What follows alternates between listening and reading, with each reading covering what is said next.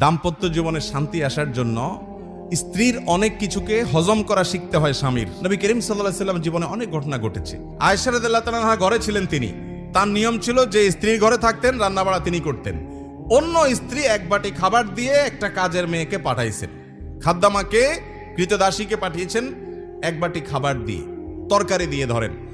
তো ভালো বুড়া রান্না করেছেন, রসুলের জন্য পাঠাইছেন। আয়েশা রাদিয়াল্লাহু তাআলা আনহা দরজা খুলে দেখলেন যে কাজের মেয়ে তরকারি নিয়ে আসছে আরেক স্ত্রীর ঘর থেকে।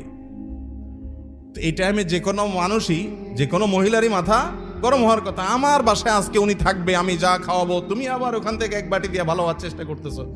উনি বাটিটা ধরে ছুঁড়ে ফেলে দিলেন। বাটির সব তরকারি তো গেছে, বাটিও দুই টুকরা হয়ে গেছে, কাঁচের বাটি ছিল। এই দৃশ্য নবী করিম সাল্লাল্লাহু আলাইহি ওয়াসাল্লাম দেখার পর উনি বাইরে হয়ে আসলেন, যা